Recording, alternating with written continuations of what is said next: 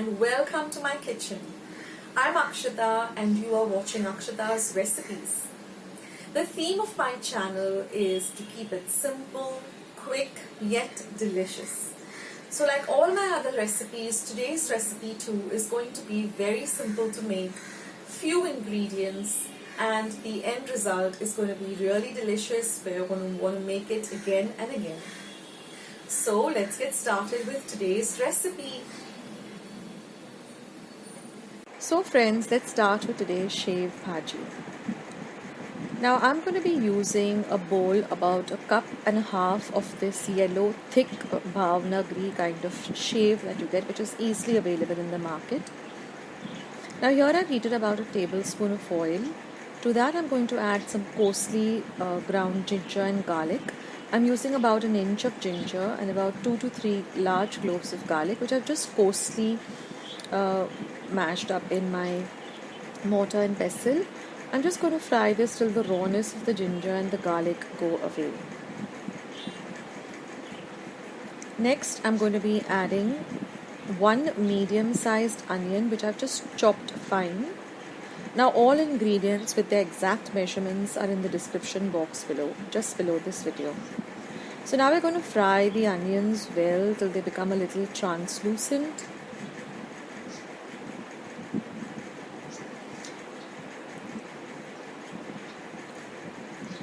Now you can see that the onions have fried well. For about at least half a minute I've fried the onions.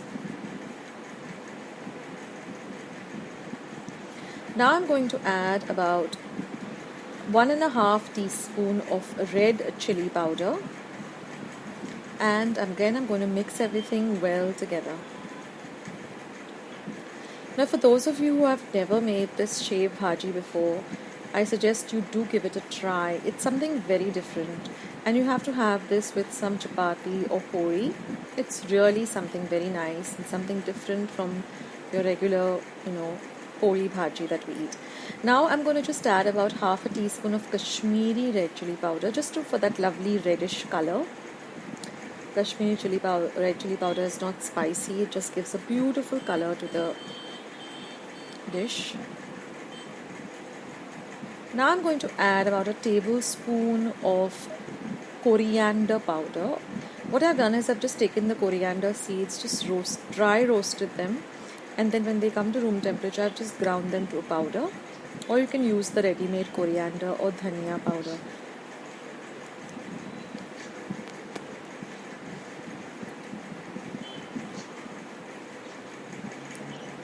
So I'm going to mix everything well. Now I'm just going to add a pinch of garam masala. Now I have a recipe for homemade garam masala. I'll leave a link in the description box below. And if I forget to do that, just write garam masala recipe, Akshita's recipes in the YouTube search button and you'll get it. Now I've just added some salt to taste.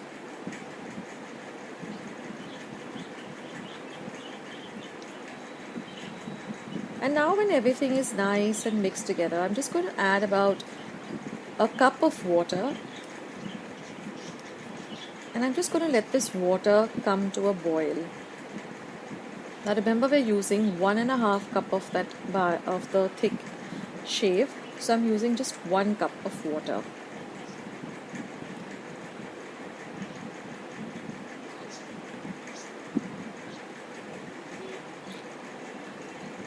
So now we're going to let this come to a little bit of a boil.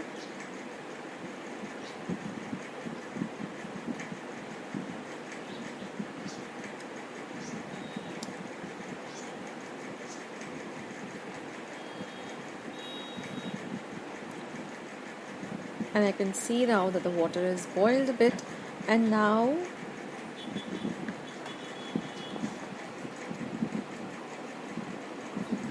we're going to add this shev. Now if you don't get this yellow thick shev, you can also go for the less spicy red color shev that you get, which is also thick. You can use that, but if you get your hands on this bhavnagari shev, or this yellow thick ghatia or bhavnagari, you can use either of the two and it tastes really amazing. And now we're just going to mix everything well, and we're going to let the water evaporate or let the water just dry up in this dish. So I'm just going to cover and cook this for about a minute or two, stirring in between till all of the water kind of evaporates away. And now I'm just going to add a little bit of coriander, which I've chopped up. Now if you like to have a little bit of a gravy, then you can keep a little bit of the water, or if you want a very dry kind of a dish, then you can let all the water evaporate. I like to keep it in between, so I like to keep it a little bit of gravy and more on the dry side like this. And that's it, friends. Your dish is all ready. It's something very different. Some of you might have had it, but if you haven't, then do give it a try.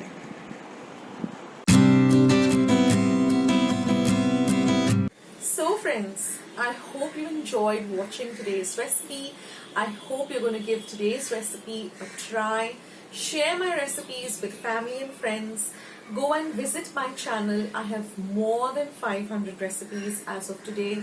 So go try them out, share them with family and friends, and let me know also in the comment section below how you like the recipe. Also, don't forget to give this recipe a big thumbs up by clicking the thumbs up icon that you see below this video.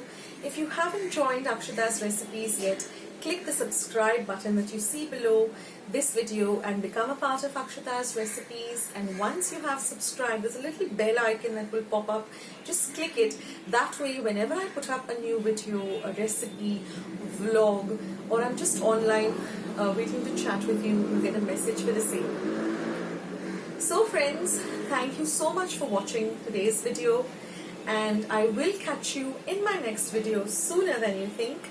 This is Akshata saying bye. Take care, stay healthy, stay fit, be loving and kind to one another. So till I see you in my next video, bye.